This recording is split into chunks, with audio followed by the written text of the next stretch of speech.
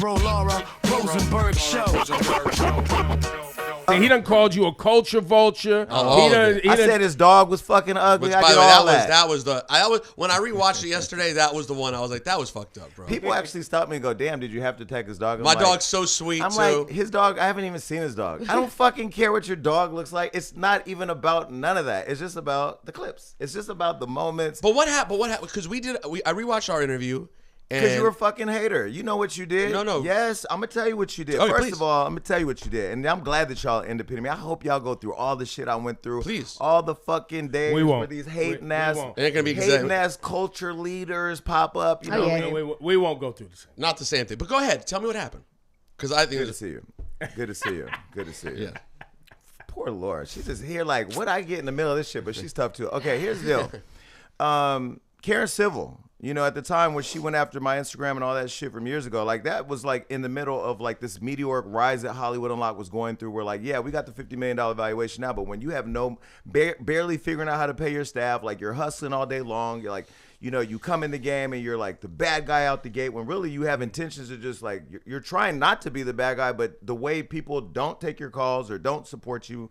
You know, I didn't have the infrastructure of a Hot 97 or anything behind me starting in the game. It was like, I just thought like people were going to fuck with me because I was cool at the time. You know what I mean? I'm still cool, but you know. they sort of did, but over time. But yeah. But I think that like when I got in it, and then Karen is somebody that I let get close to me, and I don't really let people who are outside my world get that close. And when she took advantage of me, and then she did her rounds trying to like clear up the air, I didn't feel like you guys really like did a thorough deep dive into like what was happening. And it happened like it dropped on like the day before or after Charlamagne and their interview did, and then it was just all weird. So I felt a certain way.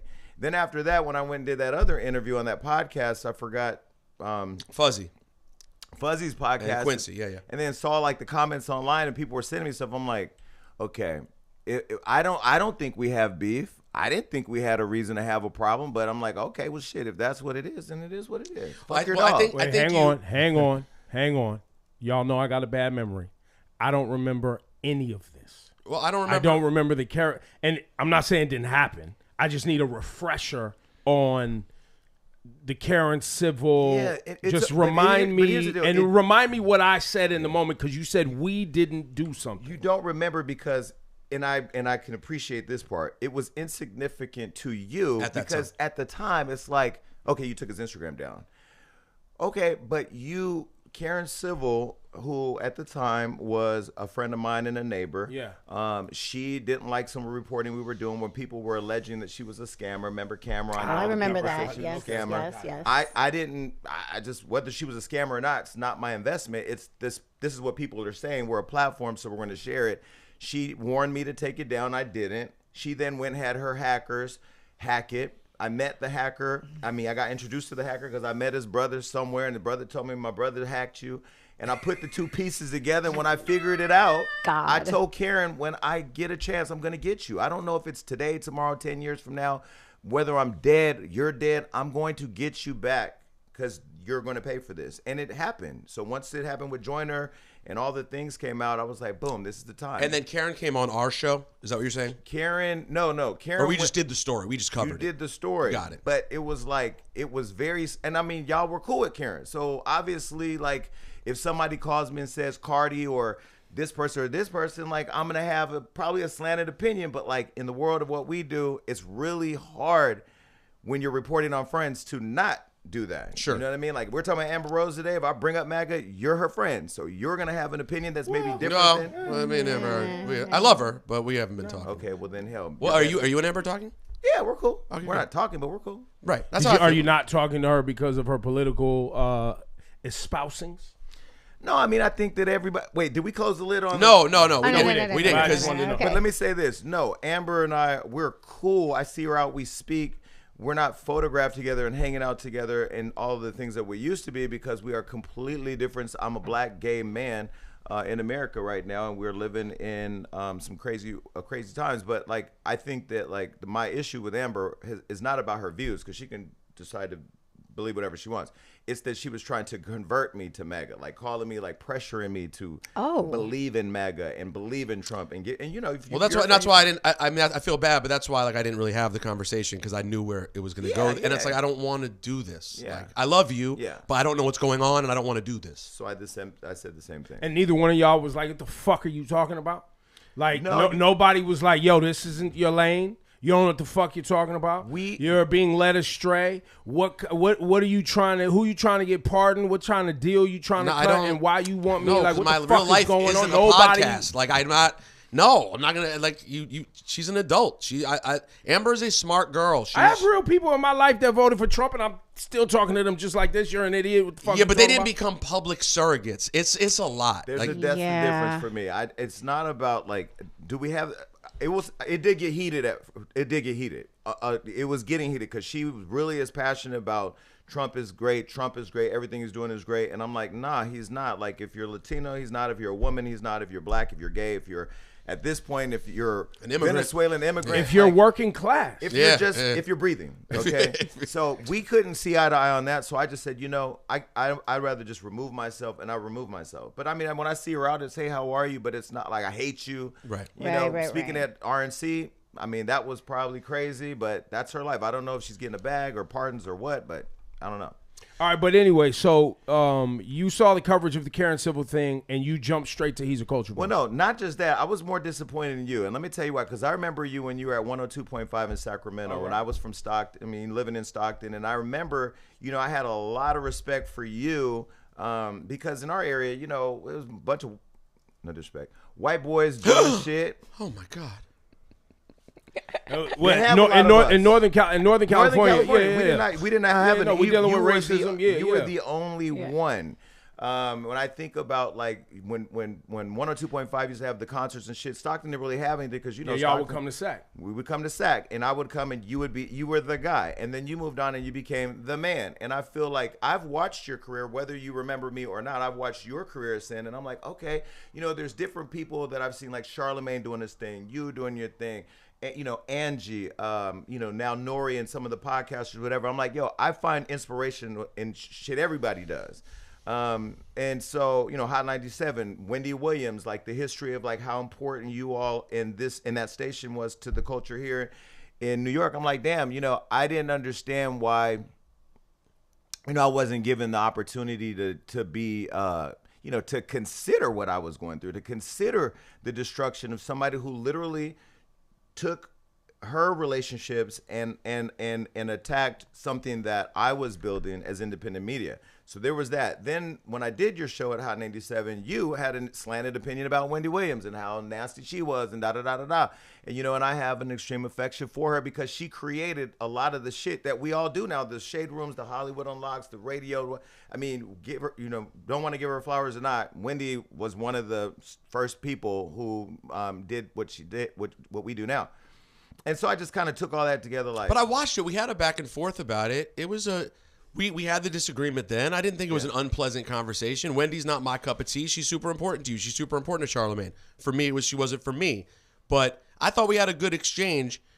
I think the part that got lost, just to be clear. Y'all being too nice, man. I think that things I think generally when there's friction between people, usually there's some sort of miscommunication or you feel a certain way about something that I don't recognize. Like, for example, your whole Karen thing, to Ebro's point, you have to remember by that point, we've already been on the air every day, 4 hours a day for years. So just truthfully, some stories, you read them, you keep it moving. It just doesn't mean that much. And it's a big deal in your life, and I get that, right? But then after you did our show, and you said it was a shitty conversation on Drink Champs, I watched it back. It wasn't. It was a good conversation. Matter of fact, the comments confirm what he's saying. Yeah, people in the comments. Fuck the comments. No, it was actually a good ass. No. You're in the algorithm. You're on the internet. No, I do. No, you want engagement. You love the comments. Watch this. Fuck you. And you know what? I don't care. So, anyways, I watched it back. It was a fine conversation. Yeah. Before I put up a comment about you, when Fuzzy and Quincy did your interview, and I was like, "Why'd you have this guy on? He sucks," or whatever. You had already said shit about me post our interview that I felt was fucked up because I'm like, you did our show. Yeah, we didn't agree on everything, but we were pleasant to each other. we had you on our platform, and then you shit on me afterwards. That's when I put up the comment in a petty way where I'm like, oh, why are you giving this guy a platform? I think you called me a clown. I called you a clown, sure. We called him a culture vulture. But you went way past clown, bro. You went. Well, here's the deal. Like, this isn't a measurement of each other's dick, right? You said this, I said this hit harder, this was this or that. I don't really care about those things. What I'm saying is I didn't call you a cultural vulture prior to you calling me a clown. If you think I'm a clown or I'm on some clown shit, you could check my valuation. Well, no, it was leave your dissing me opinion after. there. But you dissed me after you left my show. That was what was the clown shit. Well, diss or you criticize, right? You can criticize me. But why would you? But you were right there in my face. You did our show. It was cool. Okay, We had a I'm good in conversation. Your face now we're talking. So I appreciate what's the that. difference? So no, I appreciate guess that. what? I don't switch up when I leave the room. But you did. Hold on. No, you precisely switched up. I told you what I thought in that conversation. I'm gonna just bring the tone down so that way people can hear me, because I think sometimes my delivery, people be like, oh, they get lost in it. And Sure. I really get I do the same. So, okay. So whether we have pleasantries today, I have an opinion here, which I will tell you when I leave and I get online and say my opinion. It's not because I left the room that my opinion changed. It's because at the time I'm addressing whatever I'm addressing, that is my opinion right there. So I don't switch up. I can code switch, but I don't switch up. Let me just tell you that you calling me a clown, cool. If you feel like I'm on some clown shit, that's your right to say whatever you want. If I feel you're a culture vulture, if I feel like you don't understand, as a black entrepreneur in media, independent media, you'll understand now. Cool, I'm gonna have that opinion, but I would say it. I don't know why you're telling another person, why are you having this clown on your show? Because it's their show. Fair enough. It's their show. At that point, I was offended that you had left our show after a good conversation that I thought was cool and talk shit. Okay, so that's it. Got it. Okay. And then but hold on, but not that's not it. Then you went on Drink Champs and spent 15 minutes. Basically calling me a privileged suburban culture vulture. You knew everything about my life, apparently, and what my journey was. GPT, so you have to respect the research. No, I did. No, listen, but I was just curious what it was a lazy way to attack me. Like you have the right to not like me. You have the right to think I was a dick to you. Totally fair game. And I appreciate a culture vulture because I know the people who really do what that is. Pull from this culture, from hip hop, black culture, make their living off of it while not contributing back to it. You made that up about me without any real information. Okay. You knew it just sounded good and people would believe it. Well, it's because you're white. Because a white guy named Rosenberg, call him a culture vulture. My mama white, so that's lazy. That's a lazy assessment. It's not because you're white. It's because that was my opinion, and that's what I felt. What are you basing it on? Well, I don't have to validate my opinion sure you do. to you. No, I don't. Publicly labeled me. Here's the deal. You publicly labeled me. Why did you publicly label me? But do you believe your dogs are ugly? No, my dog's adorable. Okay, so then there's another dispute, right? You get the right to choose what you believe this about is, your but dog. this is not but like I'm asking you reasonably why you chose to go with culture vulture for someone like me. You literally just defined it for and the why audience. Is that me? Wait, but you just defined it. So why is that me? So why is it not?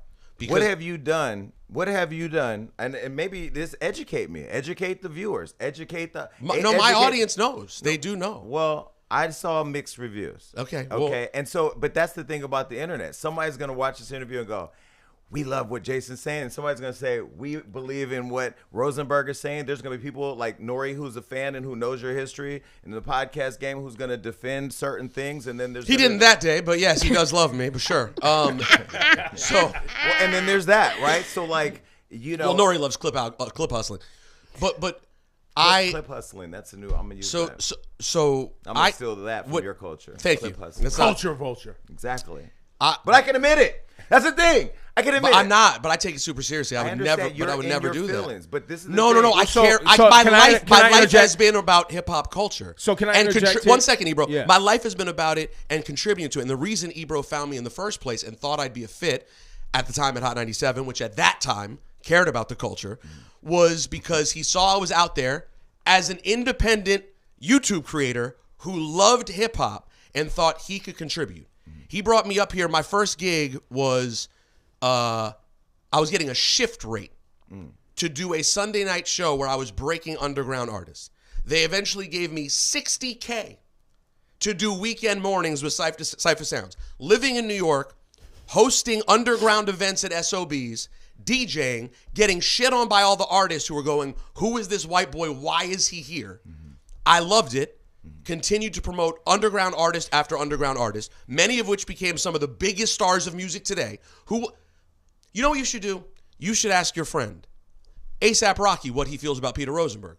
Ask him if he's a culture vulture or if he helped make his career. Well, let me say this. And he will say, oh, Rosenberg is the guy who took my songs, cleaned them up for radio play, and gave them to other DJs so he could play my music. Right. So all I'm trying to say is, to me, being a culture vulture is taking from the culture, not giving back. Okay. I have gotten things from hip-hop culture. It's helped make my life, and I'm incredibly grateful. Okay. But I have always and always will prioritize giving back to that culture, helping uplift other people, people of color specifically.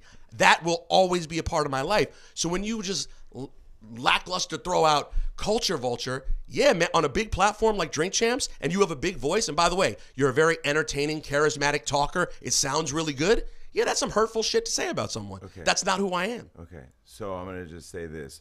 I'll be with Rocky tonight at his son's 4th birthday, and I'm going to tell him to his face that I don't give a shit what his opinion is about his support for you, your support for him, what he's done for you, what you've done for him. Because me and Rocky talk about Rihanna, we talk about his children, we talk about how proud he is of me running for office and his love for Harlem and helping kids. We don't talk about you or anybody else. So hold on, I didn't interrupt you. So I just said, you're saying bullshit. Wait, do you want I just said meaningful content. You're talking bullshit. Do you want me to respond, or do you want right now you're just showing off about you being friends with Rocky. I don't give a shit. No, you told me, you invited me. And I'm giving you, I just gave you facts. You're giving me bullshit. You invited me to talk to my friend about you. Yeah. And I'm telling you that I'm not going to do that because his opinion of you does not matter to me. Here's what I'm saying to you, and I'm not saying it on social media, or I'm not saying it on Drink Champs, I'm saying it to you on your show. Okay. That I said this about our mayor, where I'm the vice mayor and she's the mayor. She appointed me. I said, they love our penises, not our policies. I love that you love hip hop. I love that you've done a lot for hip hop. I love that you put a lot of people on. I love that you believe that you're the reason why A$AP Rocky didn't say that. Whatever you said. I believe, and I believe you love hip hop, and I believe you've done a lot from what I've talked to Dory and other people about hip hop. Hot 97, what y'all did over there was great. What you're doing here is great. What he's doing at Apple is great. What you're doing on your own is great. None of that. I'm not taking any legitimacy away from the work that you've done. I'm talking about when niggas like George Floyd are dying. That's the real shit that matters. Yeah, I speak out about that too. Hold on, great. No, I speak out about that. Always have. Okay, but guess what? Spoke out about LGBTQ rights. Great. Always but have. But you ain't suck dick and you ain't black. And so you know what? So I can't contribute. Let me tell you something. So I can't contribute. So you'll never really know. That's great. And you'll never really know. If you want to draw lines, if you want to draw lines with allies over the fact that I'm not black or I haven't quote sucked dick, but you don't know that I have stood up. You don't know that I have risked my livelihood. I risked my livelihood wearing a Black Lives Matter on live television, getting in trouble with bosses, standing up. What groups have you stood up for that you're not related to? And I got shot, and I now run the city whose streets I used to run. And by the way, you know what? I think it's very cool. This is not a measurement. But yet you keep bringing out measurements. This is for your clip farmers that need this moment. I don't really care about all of your resume of all the things you've done to uplift the culture. Here's the deal. Because I said there, and I'll say now, I think you're a culture vulture.